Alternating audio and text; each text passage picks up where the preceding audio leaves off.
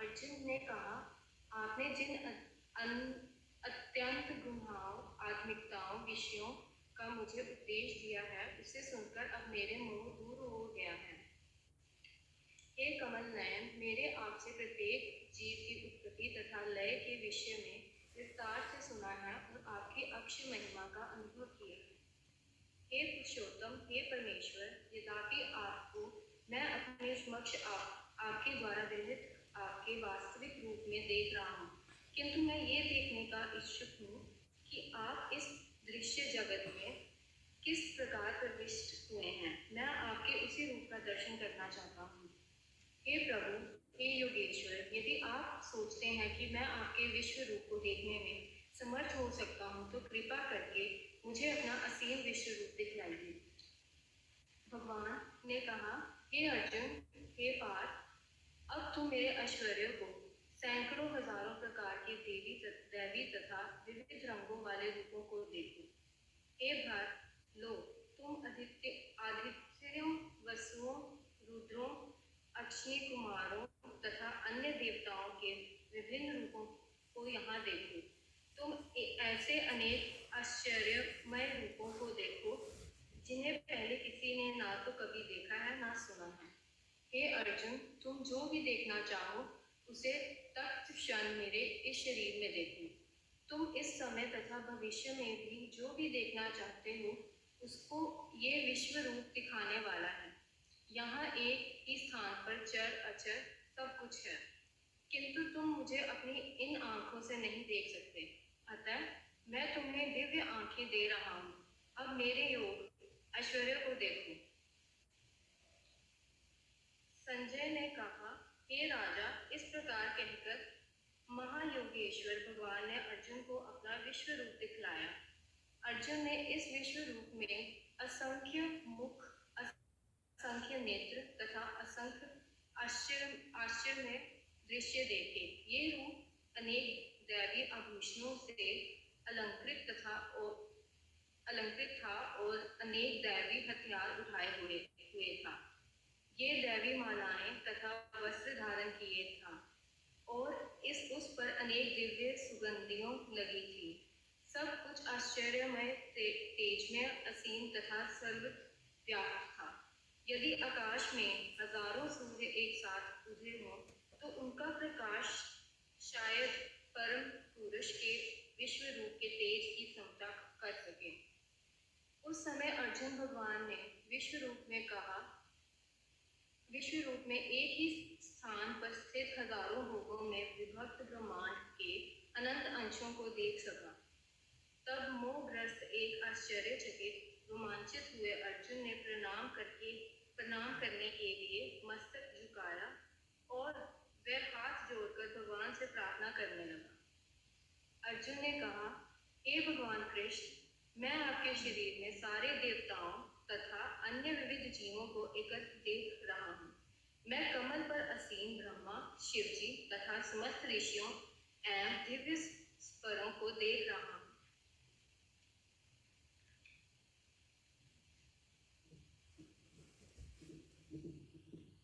ईश्वर, हे विश्वरूप, मैं आपके शरीर में अनेकानेक हाथ, पेट, मुंह तथा आंखें देख रहा हूँ, जो सर्वत्र फैले हैं और जिनका अंत नहीं है।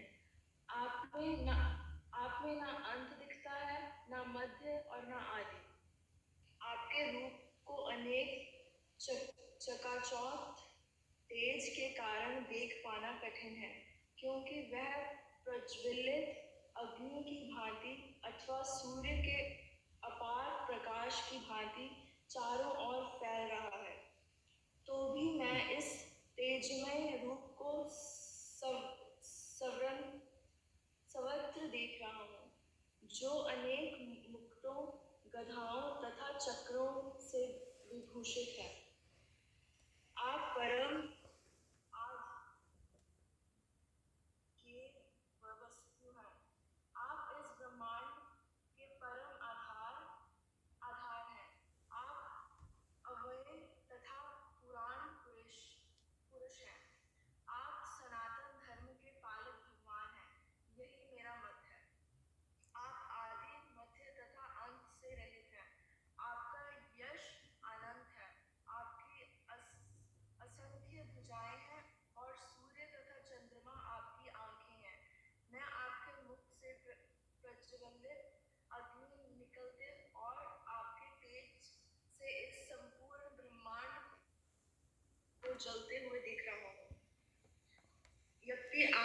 एक हैं, किंतु आप आकाश तथा सारे लोकों एवं उनके बीच के समस्त अवकाश में व्यक्त हैं। हे महापुरुष, आपके इस अद्भुत तथा भयानक रूप को देखकर सारे लोग भयभीत हैं। देवों का सारा समूह आपकी शरण ले रहा है और आप में प्रवेश कर रहा है। उनमें से कुछ अत्यंत भयभीत होकर हाथ जोड़ आपकी प्रार्थना कर रहे हैं। महर्षियों तथा सिद्धों के समूह कल्याण हो कहकर वैदिक स्तोत्रों का पाठ करते हुए आपकी स्तुति कर रहे हैं। शिव के विविध रूप आदित्यगण, वसु, साधिर, विश्वदेव, दोनों अश्विनी कुमार, मरुदगण, प्रतिगण,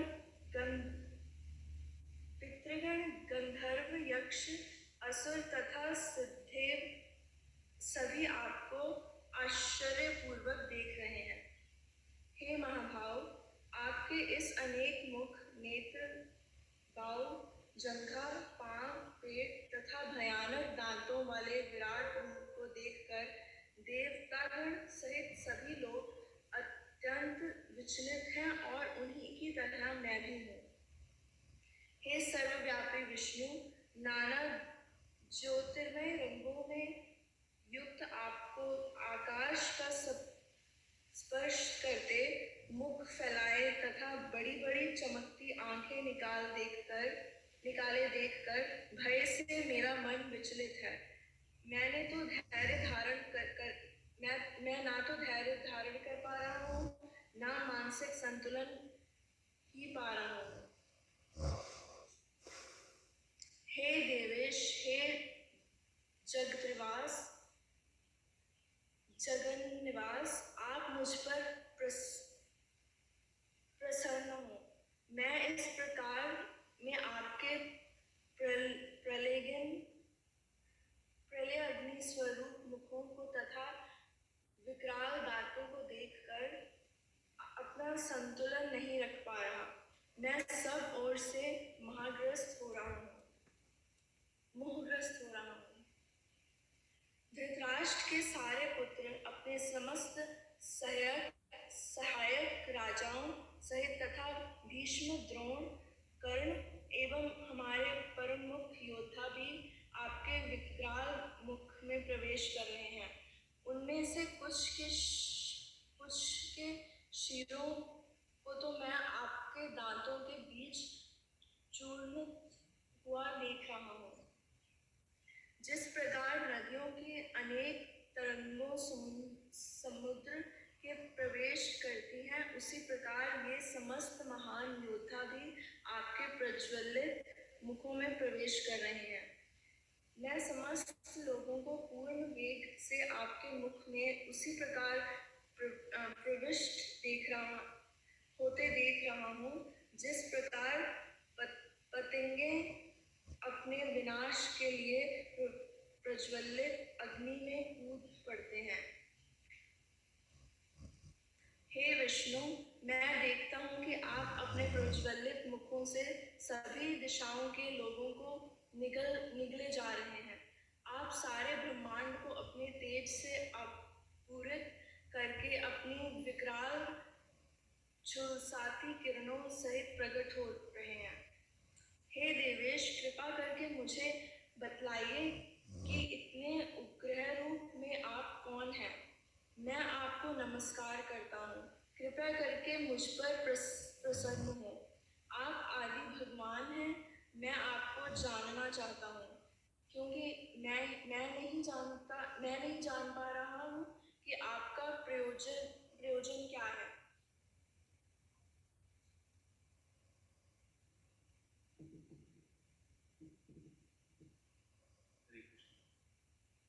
भगवान ने कहा, समस्त जगतों के विनष्ट करने वाला काल मैं हूँ और मैं ये समस्त लोगों का विनाश करने के लिए आया हूँ। तुम्हारे पांडवों के सिवा दोनों पक्षों के सारे योद्धा मारे जाएंगे। अत उठो, लड़ने के लिए तैयार हो और यश अर्जित करो, अपने शत्रुओं को जीतकर संपन्न राज्य का भोग दो। ये सब मेरे द्वारा पहले ही मारे जा चुके हैं, और हे स्वयसाची, तुम तो युद्ध में केवल निमित्त मात्र हो सकते हो। द्रोण, भीष्म, जयद्रथ, कर्ण तथा अन्य महान योद्धा पहले ही मेरे द्वारा मारे जा चुके हैं। अत तुम उनका वध करो और तनिक भी विचलित न हो। तुम केवल युद्ध करो, युद्ध में तुम अपने शत्रुओं को परास्त करोगे।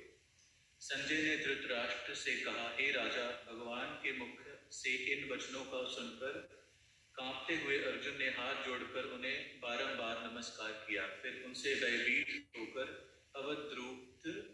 अवरुद्ध स्वर में कृष्ण से इस प्रकार कहा।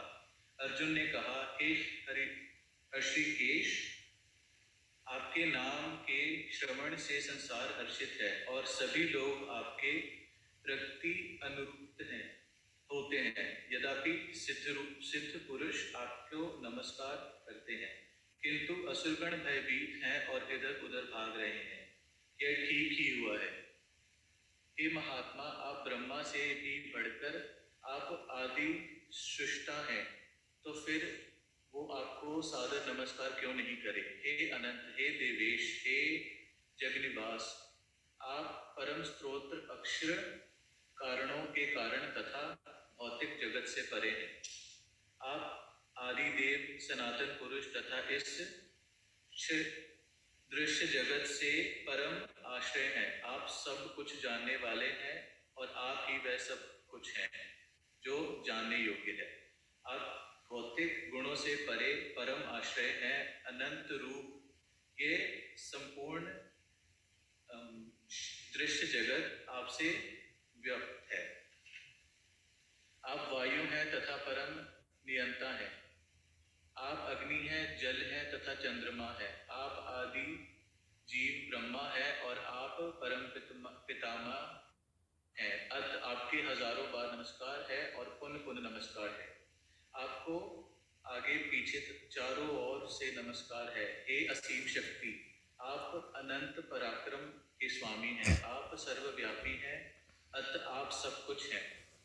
आपको अपना मित्र मानते हुए मैंने हठ पूर्वक आपको हे कृष्ण, हे यादव, हे सखा जैसे भी संबोधन से पुकारा है, क्योंकि मैं आपकी महिमा को नहीं जानता था। मैंने मूर्खतावश या प्रेमवश जो कुछ भी किया है, कृपया उसके लिए मुझे क्षमा कर दें।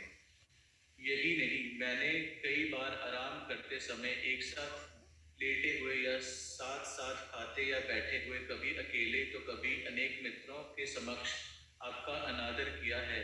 हे अच्युतय, मेरे इन समस्त अपराधों को क्षमा करें। आप इस चर तथा अचर संपूर्ण दृश्य जगत के जनक हैं। आप परम पूज्य महान आध्यात्मिक गुरु हैं। न तो कोई आपको अतुल्य है, न ही कोई आपके समान हो सकता है। हे अतुल शक्ति वाले प्रभु, भला तीनों लोकों में आपसे बढ़कर कैसे कोई हो सकता है? आप प्रत्येक जीव द्वारा पूजनीय भगवान है। अत मैं गिरकर सादर प्रणाम करता हूँ और आपको आपकी कृपा की याचना करता हूँ। जिस प्रकार पिता अपने पुत्र की ढिठाई सहन करता है, या मित्र अपने मित्र की धृष्टता सह लेता है, या फिर अपनी प्रिया का अपराध सहन कर लेता है, उसी प्रकार आप कृपया करके मेरी त्रुटियों को सहन कर लें। पहले कभी न देखे गए आपके इस विराट रूप के दर्शन करके मैं पुलकित हो रहा हूँ, किंतु साथ ही मेरा मन भयभीत हो रहा है। अत आप मुझ पर कृपा करें और हे देवेश, हे जगनिवास, अपना पुरुषोत्तम भगवत स्वरूप पुण्य दिखाएं। हे विराट रूप, हे सहस्त्रभुज भगवान, मैं आपके मुकुटधारी चतुर्भुज रूप का दर्शन करना चाहता हूँ, जिसमें आप अपने चारों हाथों में शंख, चक्र, गदा तथा पद्म धारण किए हुए हैं। मैं उसी रूप को देखने की इच्छा करता हूँ। भगवान ने कहा, हे अर्जुन, मैंने प्रसन्न होकर अपनी अतरंगा शक्ति के बल पर तुम्हें इस संसार में अपने इस परम विश्व रूप का दर्शन कराया है। इसके पूर्व अन्य किसी ने इस असीम तथा तेजोमय आदि रूप को कभी नहीं देखा था। हे कुरुश्रेष्ठ, तुमसे पूर्व मेरे इस विश्व रूप को किसी ने नहीं देखा, क्योंकि मैं न तो वेदाध्ययन के द्वारा, न यज्ञ, दान, पुण्य या कठिन तपस्या के द्वारा इस रूप में इस संसार में देखा जा सकता हूँ। तुम मेरे इस भयानक रूप को देखकर अत्यंत विचलित एवं मोहित हो गए हो। अब इसे समाप्त करता हूँ। हे मेरे भक्त, तुम समस्त चिंताओं से पुण्य मुक्त हो जाओ। तुम शांत चित्त से अब अपना इच्छित रूप देख सकते हो। संजय ने धृतराष्ट्र से कहा। अर्जुन से इस प्रकार कहने के बाद भगवान कृष्ण ने अपने असली चतुर्भुज रूप प्रकट किया और अंत में 2 भुजाओं वाले अपने रूप प्रदर्शित करते भयभीत अर्जुन को धैर्य से बंधाया। जब अर्जुन ने कृष्ण को उनके आदि रूप में देखा तो कहा, हे जनार्दन, आपके इस अति सुंदर मानवीय रूप को देखकर मैं अभी चिरचित हूँ और मैंने अपने प्राकृतिक अवस्था प्राप्त कर ली है। श्री भगवान ने कहा, हे अर्जुन, तुम मेरे जिस रूप को इस समय देख रहे हो उसे देख पाना अत्यंत दुष्कर है। यहाँ तक कि देवता भी इस अत्यंत प्रिय रूप को देखने की ताक में रहते हैं। तुम अपने दिव्य नेत्रों से जिस रूप के दर्शन कर रहे हो उसे न तो वेदाध्ययन से, न कठिन तपस्या से, न दान से, न पूजा से ही जाना जा सकता है। कोई इन साधनों के द्वारा मुझे मेरे रूप में नहीं देख सकता। हे अर्जुन, केवल अनन्य भक्त द्वारा मुझे उस रूप में समझा जा सकता है जिस रूप में मैं तुम्हारे समक्ष खड़ा हूँ, और इस प्रकार मेरे साक्षात दर्शन भी किया जा सकता है। केवल इस विधि से तुम मेरे ज्ञान के रहस्य को पा सकते हो। हे अर्जुन, जो व्यक्ति सकाम कर्मों तथा मनोधर्म के कलमक्ष से मुक्त होकर मेरी शुद्ध भक्ति में तात्पर रहता है, जो मेरे लिए ही कर्म करता है, जो मुझे ही जीवन लक्ष्य समझता है और जो प्रत्येक जीव से मैत्री भाव रखता है, वह निश्चय ही मुझे प्राप्त करता है।